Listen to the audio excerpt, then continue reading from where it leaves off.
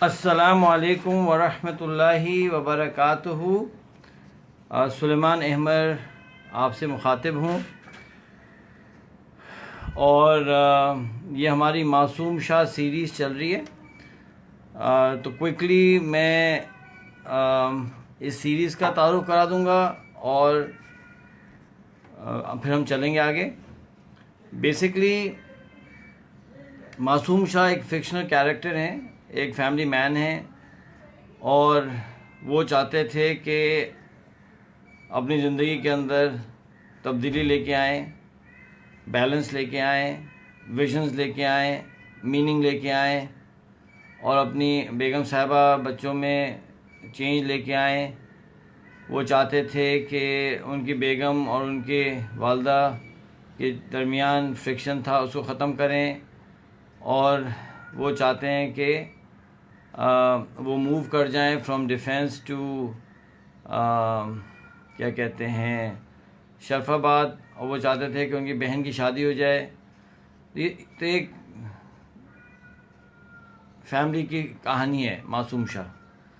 तो अब हम क्या कर रहे हैं कि स्टेप बाय स्टेप बता रहे हैं कि मासूम शाह कैसे अपनी लाइफ के अंदर चेंज लेके आ रहे हैं, क्या स्ट्रैटेजीज़ ले रहे हैं, किन लोगों से बात कर रहे हैं, कहाँ से हेल्प ले रहे हैं, कैसे विजन डेवलप कर रहे हैं, क्या कर रहे हैं, ये सारा चल रहा है। तो अगर तो आप इस सीरीज़ में नए हैं तो आपको चाहिए कि आप जाकर शुरू से फेसबुक पे सब कुछ रिकॉर्डेड है वो देखना शुरू कर दें और आप फिर हमारे तक पहुंच जाएंगे इंशाल्लाह। अदरवाइज़ आप ज़रूर ये टॉक देखें, आपको कुछ ना कुछ समझ आएगा, लेकिन बेहतर ये होगा कि ये भी देखें और पीछे से भी आप कवर करें। अच्छा जनाब, ये तो हो गया मासूम शाह सीरीज़ जो चल रही है अभी। तो रोज़ाना हम 1 घंटा करते हैं। पहले ये टाइम होता था 5:15 से 6:15 सुबह का टाइम। फिर लोगों की रिक्वेस्ट आई है कि जी रातों में जागते हैं हम, सुबह मुश्किल होती है, तो हमने टाइम कर दिया 4 से 5। ठीक है, ये तो हो गया। ये क्या हो रहा है अभी इस वक्त, व्हाट्स गोइंग ऑन। ठीक है, तो साद जमील साहब आपको बात समझ आ रही है ना? अच्छा, अब इशू ये है कि जो मैं डाटा देख रहा हूँ उसमें ये आ रहा है कि every day new people are joining. ठीक है, और बहुत से लोग मुझको जानते नहीं हैं, तो मैं अभी अपना मुख्तसर सा तारुफ करवा देता हूँ ताकि जो लोग आज आए हैं उनको मेरा तारुफ हो जाए। जो लोग इस सीरीज़ से गुज़र रहे हैं they are part of our, हमने एक शुरू किया है व्हाट्सएप ग्रुप। तो व्हाट्सएप ग्रुप में है, तो उस व्हाट्सएप ग्रुप का फ़ायदा ये है कि उसके अंदर हम ज़्यादा डिटेल से असाइनमेंट्स दे रहे हैं, डिस्कशंस कर रहे हैं, क्योंकि Facebook is a public domain, तो इट्स नॉट वेरी कंफर्टेबल कि हम बहुत तफसील से फेसबुक पर बात करें। ठीक है, अगर आप उस व्हाट्सएप ग्रुप का हिस्सा बनना चाहते हैं तो प्लीज़ मुझको मैसेज ना करें। लोग मुझको मैसेजेस कर रहे हैं, मैं पहले ओवरवेलम हुआ हूँ, प्लीज़ मेरे पे रहम करें।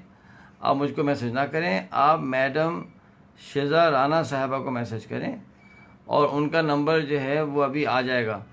तो महरोज़ यार, तुम मैडम शिजा का नंबर टाइप कर दो हैं, तो आप उन्हें मैसेज करें, she will put you on to that group, WhatsApp group. उस व्हाट्सएप ग्रुप के बड़े स्ट्रिक्ट रूल्स हैं कि किस तरह से लैंग्वेज इस्तेमाल करनी है, क्या चीज़ पोस्ट नहीं करना, क्या पोस्ट करना है। तो अगर आप उस ग्रुप में आएंगे, we welcome you into that group. तकरीबन कोई 100 लोग हैं उसके अंदर, लेकिन आपने उसकी वो फॉलो करनी है गाइडलाइंस, ताकि उस ग्रुप के ज़रिए हम अपनी पर्सनल डेवलपमेंट करना चाहते हैं। जैसा हमारे मासूम शाह डेवलप हो रहे हैं, हम चाहते हैं कि हम भी साथ डेवलप हों। ये तो कोई मज़े की बात नहीं होगी कि मासूम शाह की कहानी तो सुनते जाएं, उनकी डेवलपमेंट होते देखते जाएं और ख़ुद हम अल्लाह ना करे वहीं के वहीं हों। That's not a good idea. क्या ख्याल है पारस साहबा, आप अग्री करती हैं? अच्छा जनाब, ओके। तो मैंने क्या कहा, मैंने पहले इस सीरीज़ का क्विक तारुफ करवा दिया, मैंने जो व्हाट्सएप ग्रुप है उसका बता दिया। अब मैं तारुफ करा देता हूँ अपना ज़ाती, और मैं कोशिश करता हूँ कम से कम टाइम में करा दूँ। सुलेमान अहमद मेरा नाम है। मैंने यूनिवर्सिटी ऑफ नेब्रास्का यूएस से बैचलर्स किया है इलेक्ट्रिकल इंजीनियरिंग में और साइकोलॉजी में। और फिर मैंने अल्लाह के फजल से 2 साल रिसर्च की है यूएस एयरफोर्स, यूएस नेवी के साथ। मेरा एरिया है सेमीकंडक्टर्स, उसमें मेरा काम भी पब्लिश हुआ है, तो मैं साइंटिस्ट हूँ। फिर अल्लाह के फजल हुआ कि फ़ैसला हो गया, अल्लाह ने तौफीक दी, कभी ज़िंदगी रही तो ये कहानी सुना दूँगा, जो लोग इंटरेस्टेड होंगे तो मुझे बता दीजिएगा कि वो फ़ैसला कैसे हुआ। लेकिन हो गया फ़ैसला बोस्निया जाने का, और मैंने ये फ़ैसला किया कि अब जो है इंजीनियरिंग को खैराबाद। तो मैंने 3 तलाक़ें दे दी इलेक्ट्रिकल इंजीनियरिंग को, और जो है मैंने फ़ैसला कर लिया, मैंने अक़्द सानी कर लिया वॉर रिलीफ के साथ। रिलीफ डिफरेंट टाइप्स की होती है, फ्लड रिलीफ अलग होती है, अर्थक्वेक रिलीफ अलग होती है, पावर्टी एलिविएशन अलग होती है। इस तरह से war relief is a separate field. तो मैं चला गया बोस्निया, उसके बाद मैंने एक इदारा ज्वाइन कर लिया, उसका नाम था बेनेवलेंस फाउंडेशन। उनकी एक्सपर्टीज़ ही वॉर रिलीफ में थी। और फिर 10 साल मेरी ज़िंदगी के अल्लाह के फजल करम से जंगों की नज़र हो गए, और मैंने 6 वॉर जोन में काम किया है, जिसमें बोस्निया है, क्रोएशिया है, ताजिकिस्तान है, आज़रबाईजान है, चेचनिया है और अफ़गानिस्तान है। 2002 में मैंने फ़ैसला किया कि मैं पाकिस्तान आ जाऊं। मैं 11 साल यूएस और कनाडा में रहा, उसके बाद मैं पाकिस्तान आ गया, और पिछले 18 साल से हामिद अल अब्बासी साहब, मैं पाकिस्तान में मुकीम हूँ, और पाकिस्तान में मैं चाहता था कुछ करूँ, तो उसमें से वो चाहत बन गई, कुछ इदारों की शक्ल इख्तियार कर गई वो चाहत। तो एक इदारा मैंने सेटअप किया, और मेरे साथ और 4 और फाउंडर्स भी थे, मैं अकेला नहीं था, जिसमें डॉक्टर अब्दुल बारी ख़ान भी उसके फाउंडर हैं, टाइम लेंडर्स। ठीक है, तो टाइम लेंडर्स क्या है? ये ट्रेनिंग फर्म है, कंसल्टिंग फर्म है, और हमने हज़ारों लोगों को ट्रेन किया है, सैकड़ों कंपनीज़ को कंसल्टिंग और ट्रेनिंग प्रोवाइड की है। आप चले जाएं timelenders.com, TIMELENDERS.com, वहाँ चले जाएं तो सारी तफसील आपको मिल जाएगी। ठीक है, हमारी एक माशाल्लाह बहुत ही डेडिकेटेड, बहुत ही माशाल्लाह पावरफुल टीम है टाइम लेंडर्स की। अल्लाह ताला नज़र बद से बचाए, आप भी दुआ करें। और टाइम लेंडर्स का एक बहुत पावरफुल बोर्ड है माशाल्लाह, बहुत ही फिनोमिनल लोग हैं उस बोर्ड पे। तो हमारे जो CEO हैं वो यमीनुद्दीन अहमद साहब हैं, बहुत ही फिनोमिनल आदमी माशाल्लाह। अल्लाह ताला उनको सेहत दे और तरक्की दे। उनकी लीडरशिप में इदारा चलता है, और जो हमारे चेयरमैन ऑफ द बोर्ड हैं वो ब्रिगेडियर रिटायर्ड फयाज़ हुसैन शाह साहब हैं, और अल्लाह ने बहुत उनको भी नवाजा है, ज़बरदस्त आदमी। ये हमारा टाइम लेंडर्स का सेटअप है। मेरा रोल फाउंडर का है, और मैं मेंबर ऑफ द बोर्ड हूँ। उसके बाद एक और इदारा है जिसका नाम है द मोस्तार इंस्टीट्यूट। मोस्तार का मतलब होता है, एक शहर था बोस्निया में जहाँ सबसे पहली दफ़ा हमने काम शुरू किया, और जिस शहर के करीब ही हमारी सबसे पहली जेल हुई, सज़ाए मौत हुई। और उसी कंसंट्रेशन कैंप में मुझे ये दिमाग में ख़्याल आया कि यार हम मुसलमानों के विजन नहीं हैं। वो असल में कंसंट्रेशन कैंप के अंदर टाइम भी होता है, पिटाई भी होती है, और खाना भी नहीं होता। तो कुछ चले या ना चले, एक चीज़ कंसंट्रेशन कैंप में बहुत तेज़ चलती है, वो होता है आपका दिमाग। तो बहुत सोचने का मौका मिला, इसलिए इस इंस्टीट्यूट का नाम रखा है मोस्तार, द मोस्तार इंस्टीट्यूट। इस इंस्टीट्यूट के ज़रिए हम लाइफ कोचिंग देते हैं।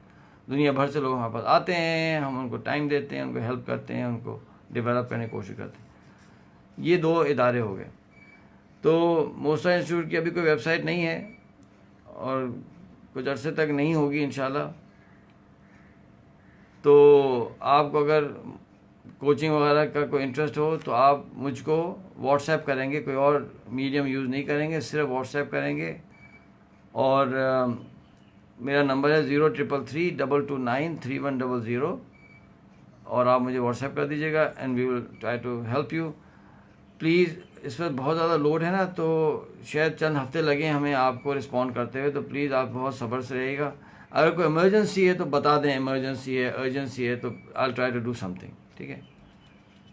आज एक साहब आए थे और मेरा तो इरादा नहीं था टाइम ज़्यादा देने का बेचारे, लेकिन उनकी जो परेशानी थी और जो क्या कहते हैं ना कि जो बेचैनी थी वो इतनी ज़्यादा थी कि मुझसे तो रहा ही नहीं गया। मैं कहा ठीक है भाई, रहने दे, I'll give you more time, और तो हमने टाइम दे दिया।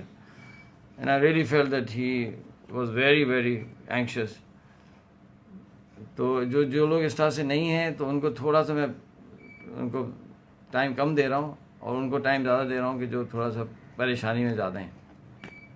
इंशाल्लाह we have got 15 people that I am developing as coaches. इंशाल्लाह ये लोग जब डेवलप हो जाएंगे मुझे भी चैन आ जाएगा और ये लोग पूरा काम किया करेंगे, तो we can manage a lot of people, ठीक है। जैसा टाइम लेंडर्स में पूरी टीम है, तो अब टाइम लेंडर्स वो लोग पूरी अच्छी तरह से वो संभालते हैं माशाल्लाह। They are fully capable people, I don't have to worry about it, ठीक है। तो ये तो हो गया मेरा तारुफ, इदारों का तारुफ, व्हाट्सएप ग्रुप के बारे में सब कुछ। अब हम आ जाते हैं अपने डिस्कशन की तरफ। डिस्कशन ये हो रहा था कि हमने ये समझाया मासूम शाह साहब को। मासूम शाह साहब ने विजन बना लिया कि पूरे पाकिस्तान के अंदर जो बेगर्स हैं, जो स्ट्रीट पीपल हैं, चाहे वो ड्रग एडिक्ट्स हों, चाहे वो बच्चियां पैसे मांगती फिरती हैं, हमारे पास रेफ्यूजीज़ भी हैं। हम देखते हैं कि अफगान रेफ्यूजीज़ स्ट्रीट्स में होते हैं। हम देखते हैं कि इंटीरियर से और देहात के लोग आके स्ट्रीट्स में मांग रहे होते हैं। एक मतलब एक बहुत क्राइसिस है, यू नो। तो अब यूएई में बहुत सालों मैंने काम भी किया, बिजनेस भी किया। अब यूएई में आपको नहीं मिलता कोई आदमी भीख मांगते हुए, ठीक है। और मलेशिया में भी बहुत कम होता है, वहाँ भी होता है लेकिन कम है। पाकिस्तान में ज़्यादा है। एंड आई थिंक गुर्बत है हमारे मुल्क के अंदर, वो भी एक वजह है कि ज़्यादा है। तो मासूम शाह साहब का इस चीज़ से इमोशनली फील करना मेक सेंस, ठीक है, चलो कोई मसला नहीं है। अब मासूम शाह साहब को हमने क्या कहा कि भाई पहले तो नाम रखो इस इदारे का, क्योंकि मैं रिपीट कर रहा हूँ, आप लोग नोट करें इस बात को। आप कोई बड़ा काम नहीं कर सकते जब तक कि उसके पीछे कोई इंस्टीट्यूशन ना खड़ा करें आप। डॉक्टर अब्दुल कदीर खान साहब जो थे, माशाल्लाह हैं बल्कि, तो मैंने बहुत टाइम लगाया है doctor AQ Khan research labs में। अच्छा, इसका ख्याल रखें, एक तो टाइम मेरा थोड़ा बहुत लगा है एज अ साइंटिस्ट। मैं एज अ साइंटिस्ट गया हूँ, मैंने उनसे इंटरेक्शन किया है, कि जो मेरी फील्ड है ना वो है मटेरियल साइंस। तो मटेरियल साइंस और nuclear science are very close to each other, you know. You cannot have nuclear program without material scientists, यानी एक तो इस तरह से मेरा इंटरेक्शन हुआ है। दूसरा मेरा इंटरेक्शन जो हुआ है अजीज़ुल्लाह आफाक साहब, वो इंटरेक्शन हुआ है जब हम गए, हमने मैनेजमेंट ट्रेनिंग्स दी हैं, time management, visions, leadership, negotiation skills through time lenders हमने काम किया। तो जो मेरी इन्फॉर्मेशन है KRL के बारे में, डॉक्टर खान के बारे में, वो एक एवरेज आदमी से बहुत ज़्यादा है, क्योंकि पर्सनल इंटरेक्शन हुआ है, मैं डॉक्टर खान साहब से मिला भी हूँ और सब कुछ। डॉक्टर खान साहब की जो कमाल है, कमाल, अल्लाह ताला इसका उनको अजर दे और दुनिया और आखिरत में अल्लाह उनको इसका नवाजे। दुनिया में तो अल्लाह ने उनको इज़्ज़त दे दी, दुनिया में और इससे ज़्यादा क्या हो सकता था। लेकिन आखिरत में भी मुझे बहुत अल्लाह सुब्हानहू तआला से उम्मीद है कि बहुत बड़ा इनको मकाम मिलेगा। ये मेरी उम्मीद है, अल्लाह को बेहतर मालूम है। उनका जो कमाल है डॉक्टर खान का, वो ये है कि he was able to develop an institution. उन्होंने एक टीम और एक इंस्टीट्यूशन बनाया, और इतना पावरफुल इंस्टीट्यूशन बनाया है कि मैं बता नहीं सकता हूँ। अब एक लंबी कहानी कैसे बनाया, क्या बनाया, वो तो अलग बात है, लेकिन बनाया। अगर किसी को लीडरशिप सीखनी है ना, तो शायद टोनी रॉबिन्स साहब से ज़्यादा बेहतर डॉक्टर खान सिखा सकते हैं लीडरशिप। उनको तो सिर्फ देखने से इंसान सीखता है। उनको तो मिलने से इंसान सीखता है। इंस्टीट्यूशन बनाया, हम कहते हैं जी तबलीगी जमात ने इतना बड़ा काम कर दिया और ये वो फलाना। अच्छा, मैं जो है जिस पोजीशन में भी बैठा हुआ हूँ, मेरा कोई इंटरेस्ट नहीं है कि मैं किसी कंट्रोवर्सी में पढ़ूँ या ना पढ़ूँ। अब कोई कहे जी डॉक्टर खान अच्छे हैं, डॉक्टर खान बोले भाई वो आपकी राय है, मैं तो अपनी राय दे रहा हूँ ना अपने पर्सनल एक्सपीरियंस से, आप मेरी राय को एक्सेप्ट ना कीजिएगा, मेरी राय तो सुन लें। लोग नाराज़ होना शुरू हो जाते हैं मैं कुछ कहता हूँ तो। भाई मैं तो अपनी राय रख रहा हूँ ना, मैं गलत भी हो सकता हूँ भाई, मैं कोई आलिम थोड़ी हूँ और ना कोई PhD हूँ, मैं कोई बहुत बड़ा आदमी तो वैसे भी नहीं हूँ। अपनी राय रखता हूँ, आज ना राय दे देता हूँ। जब मैं स्टूडेंट था मैंने बहुत टाइम लगाया तबलीग जमात के साथ। I feel I was honoured by Allah कि मुझे मौका मिल गया। इतनी मेरी लर्निंग हुई है। ठीक है, मैं बहुत ज़्यादा आगे नहीं जा सका, मैं बहुत टाइम नहीं दे सका, मैं ठीक है, ये मेरी जो भी हालात थे, मैं बॉस्निया चला गया, वॉर जोन में चला गया। अब वो आप जंग लड़ेंगे या आप तबलीग में जाएंगे, बहुत मुश्किल हो जाता है ना, एक वक्त में कितने काम करेगा इंसान। लेकिन मेरा बहुत टाइम लगा, तो I have really looked at Tablighi Jamaat very carefully. Tablighi Jamaat के जो सीनियर्स हैं, मौलाना इलियास रहमतुल्लाह फाउंडर थे, उनके बेटे थे मौलाना यूसुफ।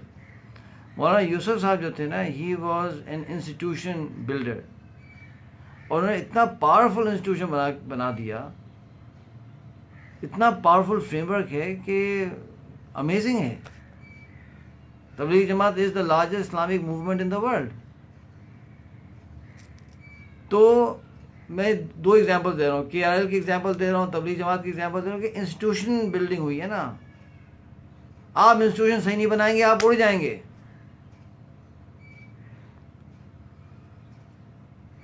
एक किताब है, अब मैं ये किताब तो सबको रेकमेंड नहीं करता, लेकिन जो आप में से प्रोफेसर्स हैं, इंटेलेक्चुअल्स हैं, यानी ये पारस साहिबा देख रही हैं, आप हैं माशाल्लाह, इस तरह के जो लोग हैं, उन्हें वो किताब पढ़नी चाहिए। उस किताब का नाम है फंडामेंटलिज्म एक्सप्लेन्ड।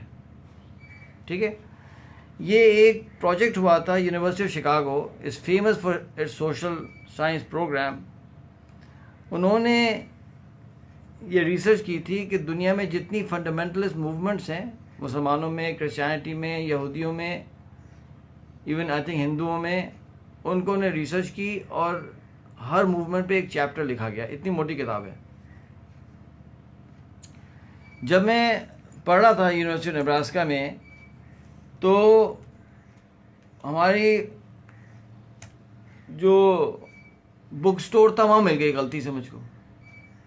मैं तो आई वाज अमेज्ड। तो पैसे उस वक्त कम ही होते थे, लेकिन हमने कहा चलो छोड़ो यार, ख़रीद लो।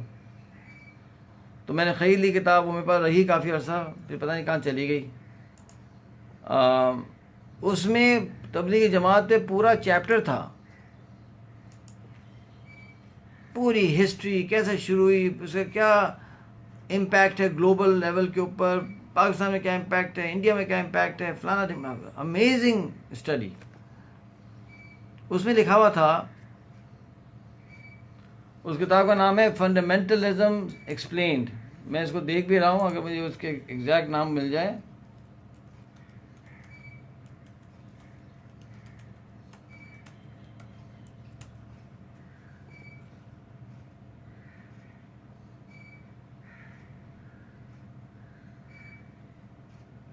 खैर आप फंडामेंटलिज्म एक्सप्लेन डालेंगे, यूनिवर्सिटी ऑफ शिकागो डालेंगे तो निकल आएगी। उसमें लिखा हुआ था, काशिफ कमाल साहब, कि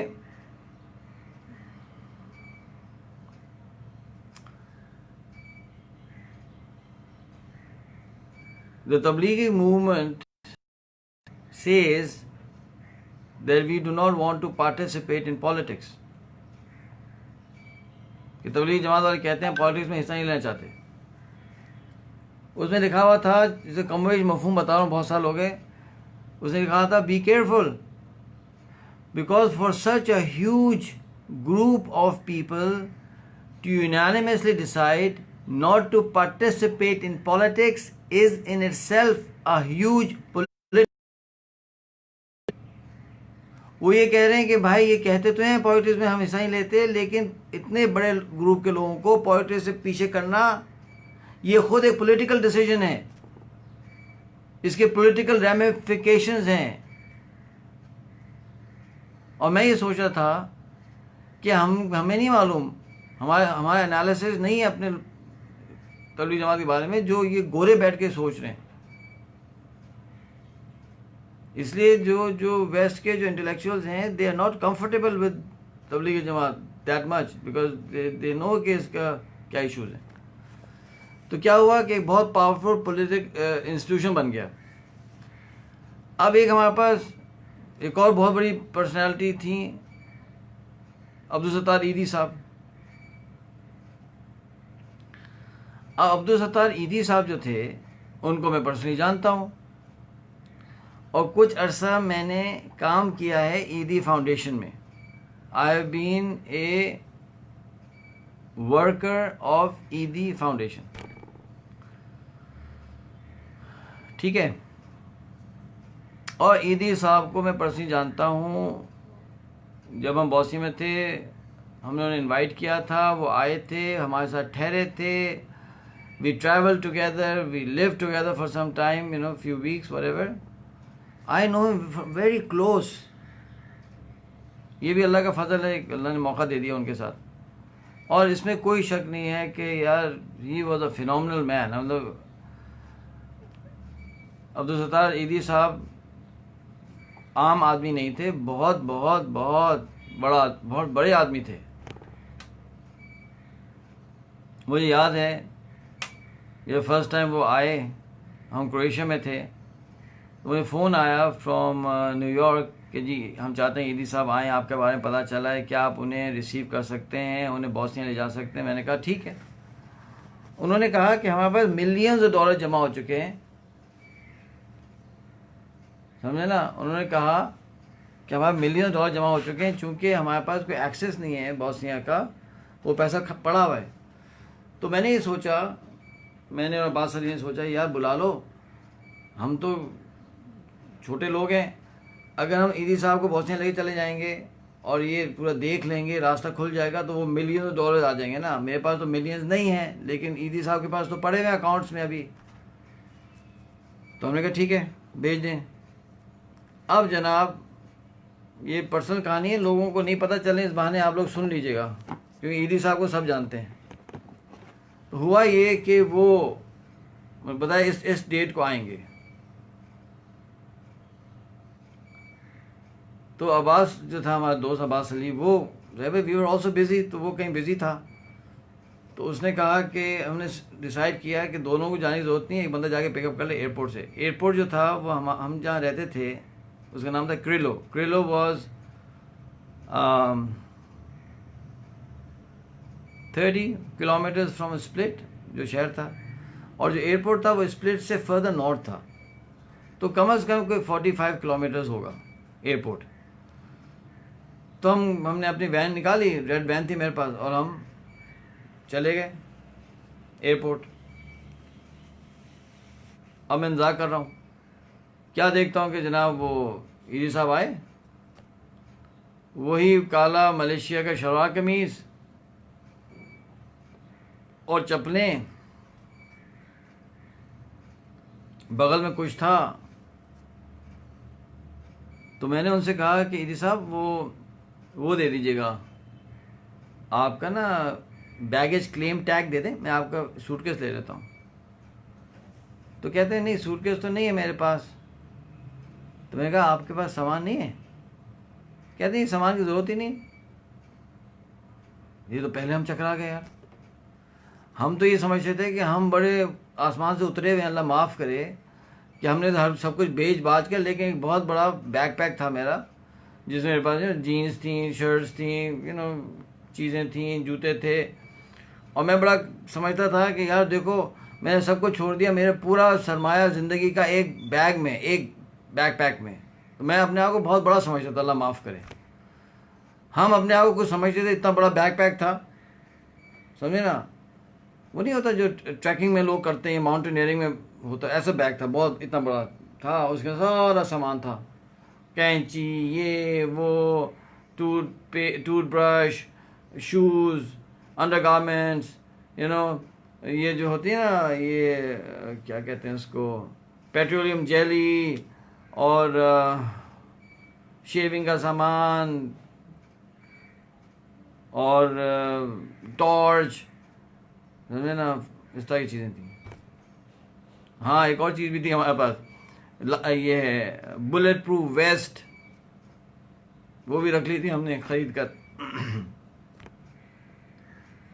डर डर लगता था ना हमको, तो हम तो ये एक बैग को बहुत बड़ी चीज़ समझते थे कि हम बड़े तुरम खान हैं, और यहाँ एक मिट्ठू आ रहे हैं, वो बैग ही नहीं है।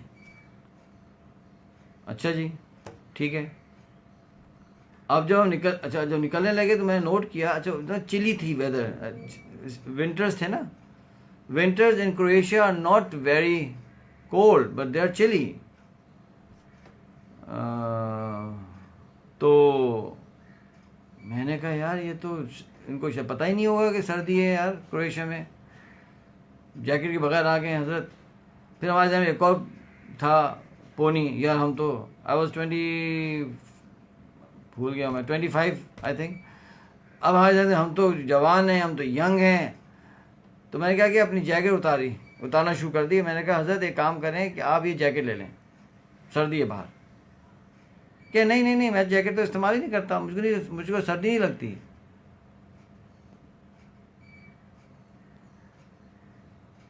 मुझको सर्दी नहीं लगती। मैंने इसरार किया, हजरत बाहर सर्दी है।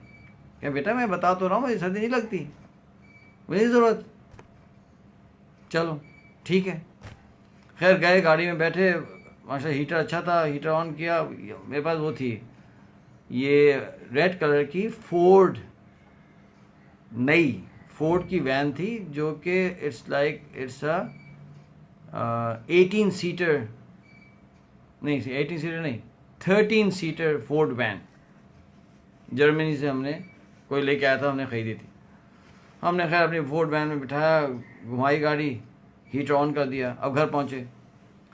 अब जब घर पहुँचे तो हमने ही सोचा था, अच्छा हम तो मिस्कीन फ़कीर लोग थे, मसला ये था कि पैसे तो थे नहीं हमारे पास, मेरे पास भी नहीं थे, अब्बास के पास भी नहीं थे, थोड़े बहुत पैसे थे बस। तो हम करते क्या थे कि हम ट्यूना खाते थे, वो जो आती थी ना रेफ्यूजीज़ के लिए ट्यूना फिश आती थी, उसी ट्यूना फिश को खोला, डबल रोटी खरीद ली, वो खा लिया, समझे, दूध पी लिया। हफ्ते में एक दफ़ा का हमने रखा होता बजट कि हफ्ते में एक दफ़ा एक बहुत ही सस्ता सा एक पेस्टा मिलता था, उसका नाम होता था बूरेक। ये टर्किश लोग जानते हैं और बॉस्नियन जानते हैं। वो इसका होता था, it was a pasta with cheese, बहुत सस्ता सा होता था। वो हमने कहा था भाई ये हम खा लिया करेंगे, तो थोड़े बहुत पैसे थे उनसे हम वो खाते थे। और वो भी रूल बना हुआ था कि ख़बरदार एक खाना है एक वक्त में। दिल तो चाहता था कि 2-3 हड़प कर जाए, लेकिन अब पैसे नहीं थे, तो हम कहते भाई हफ्ते में एक दफ़ा एक बूरेक, ठीक है, हाँ ठीक है। ये हमारा बजट था बूरेक का। और ये होता है या डबल रोटी पे सैंडविच, सॉरी चीज़ लगा ली, डबल रोटी पर जो वो लगा लिया, क्या कहते हैं, जैम लगा ली। This was our diet. और मैंने इतनी टूना फिश खाई है, इतनी टूना फिश खाई उस ज़माने में कि यू विल नॉट बिलीव इरज साहिबा के मेरे ना, यानी लिटरली बॉडी से ट्यूना की बू आती थी, क्योंकि ऑयल होता था इतना ज़्यादा। और मैंने सोचा था कि अब मर जाऊंगा ना, इसके बाद ट्यूना कभी नहीं खाऊंगा। मैंने अपना हिस्से का ट्यूना खा लिया। अच्छा जनाब, हमने ये सोचा था कि जब आएंगे हज़रत वाला तो हम इन्हें कोई थोड़ा सा चाय वाय, अब्बास अली चाय पीता था तो चाय देंगे, और जब थोड़ी शाम हो जाएगी तो हम इन्हें किसी अच्छे रेस्टोरेंट में ले जाएंगे। वहाँ बहुत अच्छे रेस्टोरेंट्स थे, ये कोस्ट ऑफ क्रोएशिया पे, और फ्रेश मछली पकड़ते थे, मछली बनाते थे, उसको रोस्ट करते थे, सॉरी स्टीम भी करते थे, और उसको बेक भी करते थे, क्या क्या करते थे। इनको लेके जाएंगे तो खिला देंगे। अच्छा अब ये हैं हफ्ता है 10 दिन, जितने दिन हम इनको रोज़ाना खिला दें, हम तो पका तो सकते नहीं, इतना टाइम ही नहीं पकाने वकाने का। तो और उसके लिए मसाले वसाले कहाँ से लाएंगे यार, नहीं है, छोड़ो। आप हैरत करेंगे कि जब हमने उनको कहा कि हम चलेंगे, माने ही नहीं। तुम लोग क्या खाते हो? हज़रत हम तो छोड़ देना, हम तो ट्यूना खा लेते हैं, कुछ खा लेते हैं, आप बुज़ुर्ग हैं, हमारे मेहमान हैं। मोहम्मद हमजा साहब वो शेर का बच्चा, यानी मौलाना अब्दुल सत्तार ईदी साहब ने माने ही नहीं। एक दफ़ा भी वो हमारे से रेस्टोरेंट नहीं गए, नहीं ये बस सही है, बस ठीक है ना, बस ठीक है ना।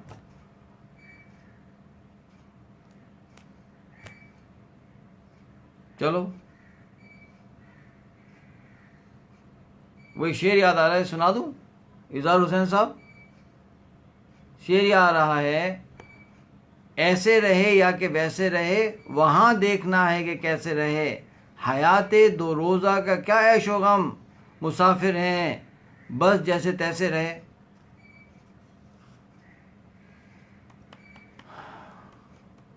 अच्छा, अब कपड़ों का क्या था? वो जो उनके बगल में था ना, वो एक वो था शवा कमीज़ का जोड़ा था, एक पहना हुआ था, एक था बगल में।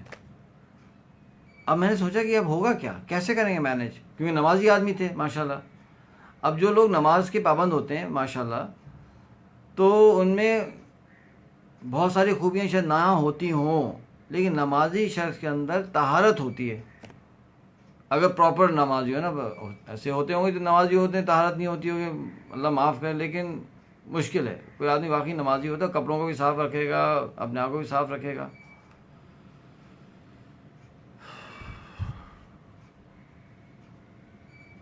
इसलिए मैं तो बहुत परेशान होता हूँ ये सोच कर कि यार क्या गुजरती होगी कोई नमाजी के ऊपर जब वो किसी बेनमाजी शादी करे। वो तो बहुत बड़ा यानी ट्रॉमा होता है बहुत दफ़ा।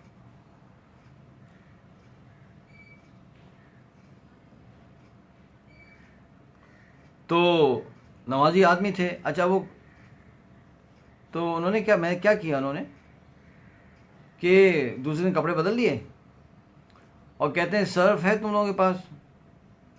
मैंने कहा ईदी साहब देखें हमारे पास वो है क्या कहते हैं उसको, वॉशिंग मशीन थी अपार्टमेंट में। मैंने कहा वॉशिंग मशीन है हमारे पास अपार्टमेंट के अंदर, तो आप जो है वो कपड़े दे दें, धुल जाएंगे। कि नहीं मैं जो है ना खुद ही धोता हूँ। मैंने कहा ईदी साहब बेटा मैं खुद ही धोता हूँ, मुझे मेरी आदत है, मुझे मैं नहीं मशीन में धोता ना, भाई सर्फ दे दो। सर्फ दे दिया। उन्होंने क्या किया, खुद गए 10-15 मिनट में कपड़े धोए और मुझे कहा कि बेटा बाहर लगा दो। अच्छा, हमारी वो बैल्कनी थी, बैल्कनी में हमने लगा दिया। तो वो जो हफ्ता 10 दिन थे, मैं भूल गया एग्जैक्टली, उसमें ये चलता रहा। एक दिन कपड़े पहनते थे, समझे ना, वो कपड़े सूख जाते थे, वो पहन लेते थे, ये धो के लगा देते थे, यानी इस तरह से वो कपड़े चलाते रहते थे, कोई मसला नहीं था उनको।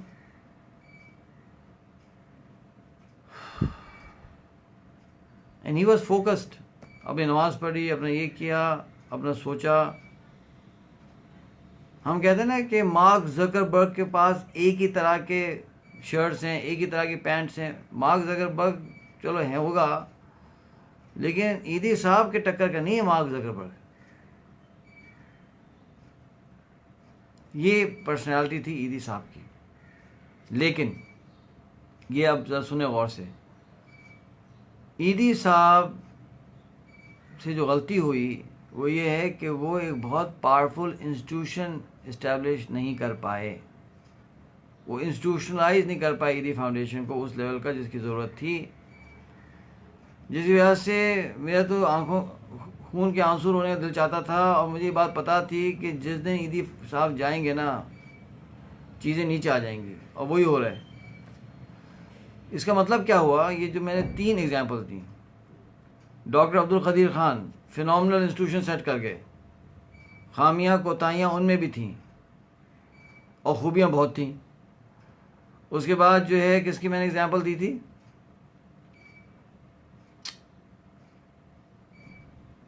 किसकी एग्जांपल दी थी भूल गया हूँ, अब बताइएगा कौन सी एग्जांपल दी थी। वो एक बहुत पावरफुल इंस्टीट्यूशन सेटअप कर गए, लेकिन ईदी तबलीगी जमात, ठीक है ना, खामी कोताही होगी लेकिन इंस्टीट्यूशन बहुत पावरफुल सेटअप करके बहुत ज़बरदस्त फ्रेमवर्क है। जो उनके ऑब्जेक्टिव्स हैं उन ऑब्जेक्टिव्स को मीट करने के लिए फिनोमिनल इंस्टीट्यूशन है, अब आपको बोलें कि उनके ऑब्जेक्टिव सही नहीं है, ऑब्जेक्टिव बदलने चाहिए, that's a different story, but what they want to do, they have institution to take them there. इसी तरह से अल्लाह आपका भला करे, ईदी साहब नहीं कर सके, तो मकसद ये था कि मासूम शाह का सबसे बड़ा चैलेंज ये है कि उन्होंने एक इंस्टीट्यूशन सेटअप करना है। नाम आ गया रहमत राह फाउंडेशन, और एक इंस्टीट्यूशन सेटअप करना है। अब इसका प्रोसेस क्या है? इसका प्रोसेस ये है कि मासूम शाह साहब मस्ट हैव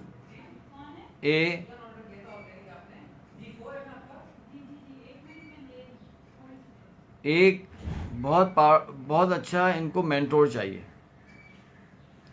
इसको आप बिजनेस कोच कह लें, एडवाइज़र कह लें। He has to have somebody to advise him. क्यों? इसलिए कि you don't want to reinvent the wheel. Please hear me out. Reinvent the wheel का मतलब ये है कि अगर मासूम शाह ने ये कोशिश की कि मैं खुद ही शुरू करूं और बनता चला जाऊंगा, तो 15-20 साल लग जाएंगे और वो वहीं पहुंचे हुए होंगे। करना क्या चाहिए? ऐसा बंदा जिसका एक्सपीरियंस है इस तरह के इंस्टीट्यूशन बनाने का, और जो बना चुका है, चला चुका है, उससे जाके एडवाइस ले लें। फॉर एग्जाम्पल देता हूँ। एक डॉक्टर साहब हैं,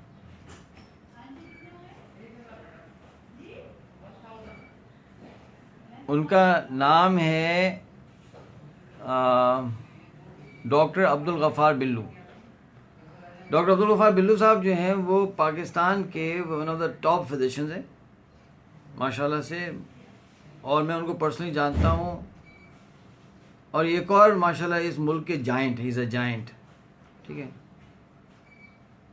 और मल्टीपल इंस्टीट्यूशंस खड़ा कर चुके हैं, मल्टीपल हॉस्पिटल्स खड़े कर चुके हैं, मल्टीपल बड़े बड़े प्रोजेक्ट्स के बोर्ड्स पे हैं। इनका अपना इदारा hands is a huge institution. भाई आपको मासूम शाह, आपको चाहिए ये कि आप जाएं, मुझसे नंबर ले लें उनका। अच्छा, मैं नंबर लिखवाऊंगा नहीं, इसलिए ऐसा आप कॉल करना शुरू करें सारे के सारे। मासूम शाह को मैं उनके पास भिजवा दूंगा कि जाओ और उनके जाके पाँव पकड़ लो और कहो कि डॉक्टर साहब थोड़ा सा टाइम दे दें, मैं आपके घोड़ों को चरा दूंगा, आपकी बकरियों को चरा दूंगा, मैं आपको कोई काम कर दूंगा, चलो आप मुझे टाइम दे दें और मुझे become my adviser to this institution. ये होगा एडवाइज़र, ठीक है। इसी तरह से ये हैं डॉक्टर बारी हैं, इसी तरह से डॉक्टर शामिल अशरफ हैं जिन्होंने चैनल कैंसर हॉस्पिटल बनाया। These people know how to build institutions because they have built institution, they are running institutions. और कौन है? और बहुत से लोग हैं, बहुत सारे लोग हैं, ठीक है। और अगर कोई नहीं मिला तो आप टाइम रेंडर्स को कांटेक्ट करें, वी विल हेल्प यू। आप मुझको कांटेक्ट करें, आई कैन हेल्प यू। अच्छा,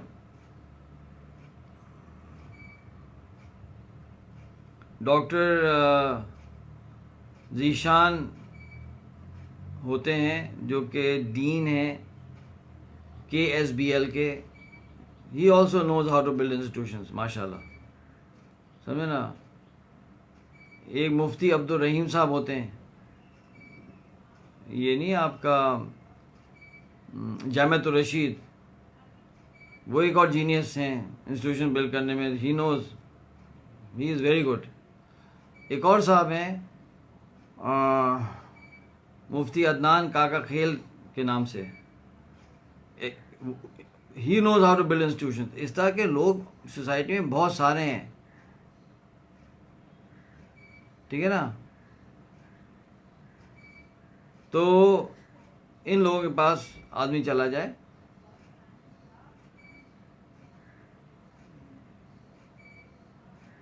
Imran Khan could be a good example. Shaukat Khanum memorial hospital बनाना कोई आसान काम नहीं है। इन लोगों को जाके जो है ना आदमी इनको अपना उस्ताद बना ले। These are your advisers.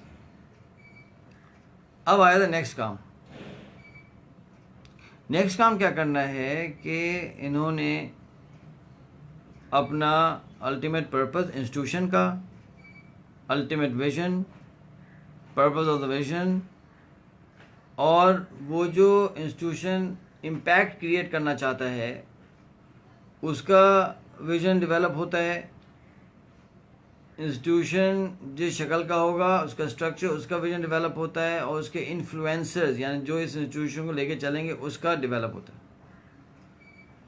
ये पूरा डेवलप करके फिर इसको ब्रेक डाउन किया जाता है into 50 years, 25 years, 5 years, current year.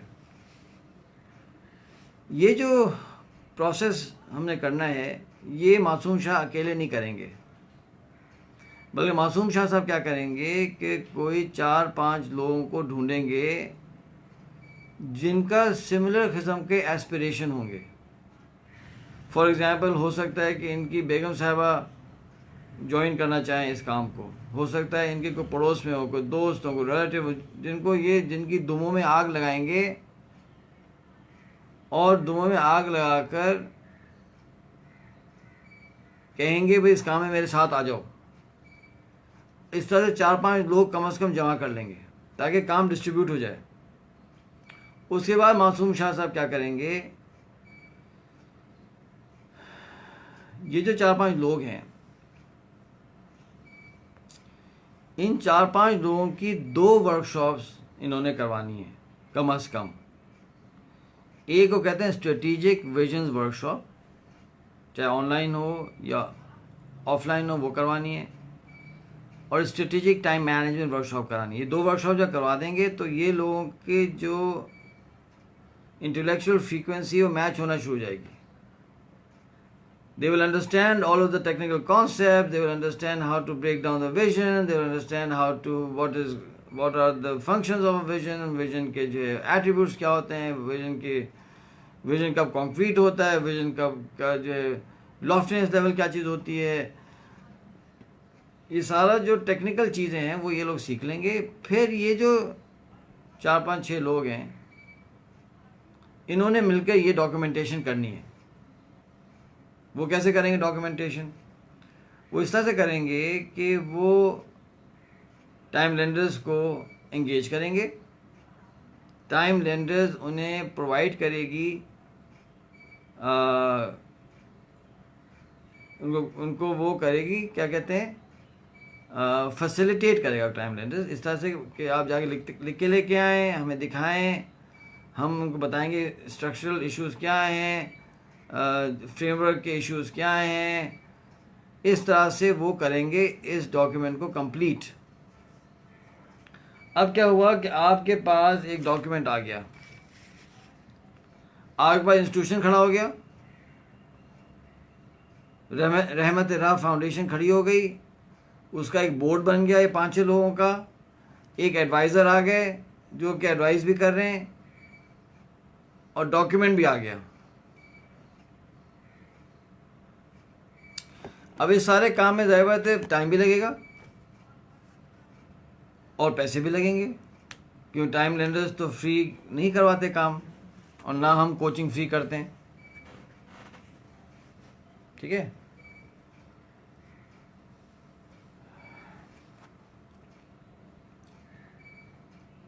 अब नेक्स्ट स्टेप क्या होगा? तो आपका विजन आ गया पूरा, आपका बोर्ड बन गया, आपका विजन ब्रेक डाउन हो गया इनटू करंट ईयर, यानी अब आपके करंट ईयर के टारगेट्स आ गए। इसके बाद क्या होगा?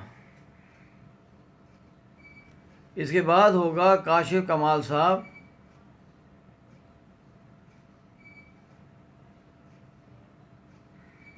ऑडिट।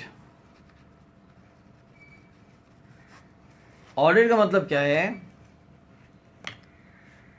ऑडिट का मतलब ये है कि मासूम शाह साहब और मासूम शाह साहब के साथ जो 4-5 उनके हवारी हैं, फ्रेंड्स हैं, ये दुनिया के सबसे टॉप इंटेलेक्चुअल्स, स्कॉलर्स नहीं हैं, विजनरीज नहीं हैं। ये होंगे ज़रूर, लेकिन इनसे भी ऊपर कोई है। तो इन्होंने करना क्या है कि ये डॉक्यूमेंट लेना है और जो इनसे टॉप के लोग हैं ना, उनके पास जाने, उनसे ऑडिट करवाने हैं। तो ये बात मैं आपके सामने रखना चाहता हूँ, ये आखिरी बात होगी। प्लीज़ मैं अल्लाह से दुआ करता हूँ कि मैं समझा सकूँ। प्लीज़ गौर से सुनिएगा भाई, जो लोग इंस्टीट्यूशन बिल्ड करना चाहते हैं या इंस्टीट्यूशन चला रहे हैं और यहाँ बैठे हुए हैं, ये मेरी बात प्लीज़ समझें। हमने तो चोटें खा के सीखी, आप चोटें ना खाएं। हमने बहुत चोटें खाई हैं, बहुत, अल्लाह माफ़ करे, आप ना खाएं प्लीज़।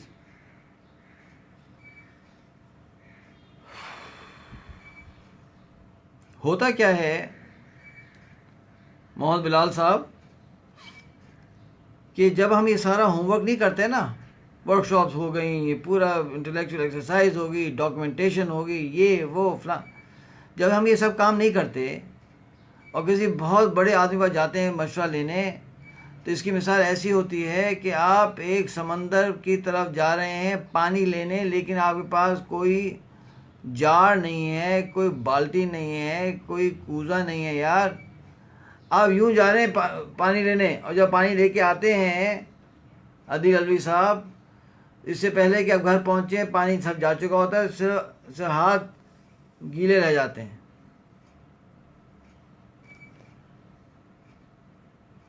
आप चले जाएं तकी उस्मानी साहब के पास, मुफ्ती तकी उस्मानी साहब के पास जाएं और कहें कि मैं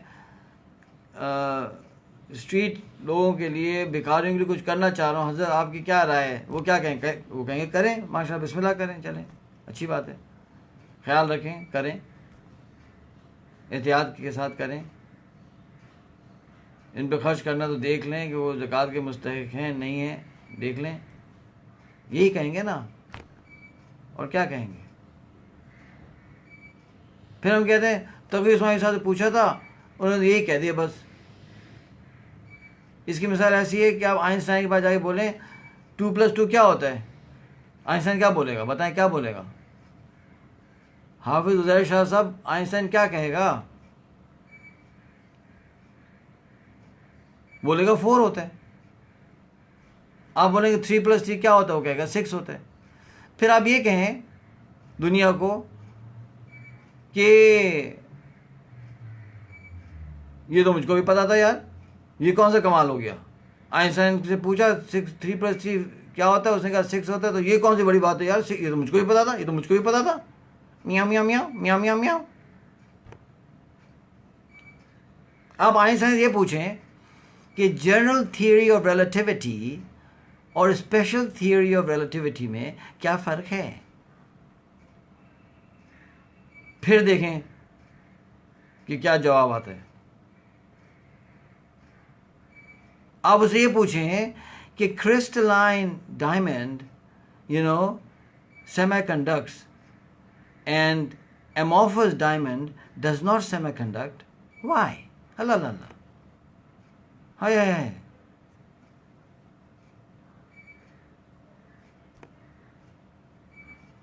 आप उससे ये पूछें आइंस्टाइन से, when light reflects from a surface, it polarizes. Why? हाँ, फिर देखें, यही काम उलमा कराम के साथ हम करते हैं। उल्टे सीधे सवाल पूछेंगे बेचारे उलमा कराम से, वो शरीफ लोग होते हैं, सीधे साथ जवाब देते हैं, एक हंगामा खड़ा हो जाता है। तो मैं दिल में सोचता हूँ कि यार अब क्या बोलूँ यार, क्या बोलें, अब जहालत की तो कोई लिमिट हो नहीं सकती ना, तो खामोश हो जाओ भाई। इनको पता भी है कि उलमा कराम जिनसे सवाल पूछे हैं कौन ये लोग, क्या इनकी डेप्थ ऑफ नॉलेज है।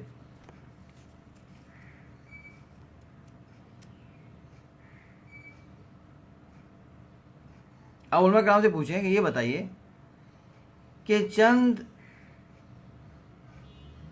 मदनी सूरतों में मक्की आयतें हैं। क्यों? फिर देखें जो नॉलेज आएगी ना, फिर पता चलेगा आपको नॉलेज किसे कहते हैं। तो जब हम ये पूरा डॉक्यूमेंटेशन करते हैं ख़वातीन और हज़रात, और फिर हम जब बड़े लोगों के पास जाते हैं, इसका मतलब कि हम पूरे टैंक्स लेके जाते हैं, और जब वो बात करते हैं तो वो नॉलेज उसमें आती है, और वो नॉलेज हम वापस घर ले आते हैं। अब हम क्या करेंगे कि कल तक देखेंगे कि हमारे मासूम शाह साहब ये सब कर चुके होंगे। बॉडी बना लिया उन्होंने जो है विजन भी डेवलप कर लिया, उन्होंने जो है पर्पस ऑफ विजन भी डेवलप कर लिया। और कल वो क्या करेंगे कि वो मुझसे पूछेंगे, बीइंग हिज कोच, कि सुलेमान साहब अब मैं किन के पास जाऊं, तो मैं फिर कुछ नाम उनको दूंगा।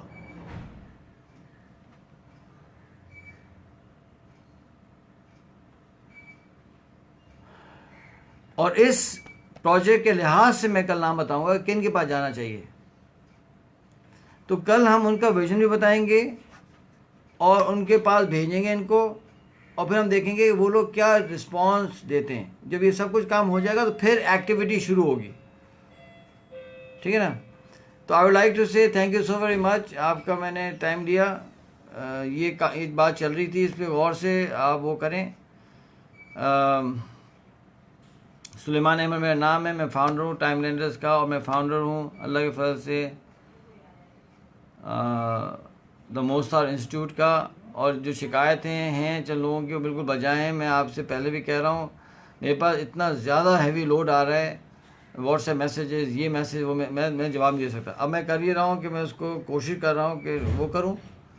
हाँ, आप ये ज़रूर कर सकते हैं कि अगर आपको 2-3 हफ्ते में जवाब नहीं मिला तो एकदम एक रिमाइंडर भेज दें। I am trying to make a list and slowly and steadily I am going to get back with you. और जो है अगर कोई इमरजेंसी हो तो मुझे बता दीजिएगा, तो मैं कोशिश करूँगा पहले आपको जवाब देने की। Thank you so very much. इंशाल्लाह कल हम इसी वक्त वापस आ जाएंगे, 4 से 5 बजे हम करेंगे मासूम शाह के सीरीज़ को कंटिन्यू करेंगे इंशाल्लाह। और इसका मत भूलिए कि मासूम शाह की जो बेगम है आयशा, उन्होंने क्या विजन बनाया था कि मैं ऐसा इदारा बनाना चाहती हूँ जो अच्छी माएँ और अच्छी बीवियाँ पैदा करे। तो उस इदारे की भी विजनिंग होनी है, ठीक है ना, उसको भी हम देख लेंगे। और इंशाल्लाह 5:05 पे इन 10 मिनट्स हम दूसरा सीरीज़ शुरू कर रहे हैं, how to find a wife, ठीक है। तो वो वाली सीरीज़ चल रही है, वो भी तकरीबन 1 घंटा चलेगी, ठीक है। तो thank you so very much, जज़ाकल्लाह खैर। सुहेल अहमद साहब, आतिफ अब्बासी साहब, शाहपर, अफरोज़ राना साहब या साहबा जो भी हैं, जज़ाकल्लाह खैर। Let's take a small break, will come back in 10 minutes for the series on कि किस तरह से हमने बेगम साहबा ढूंढनी है।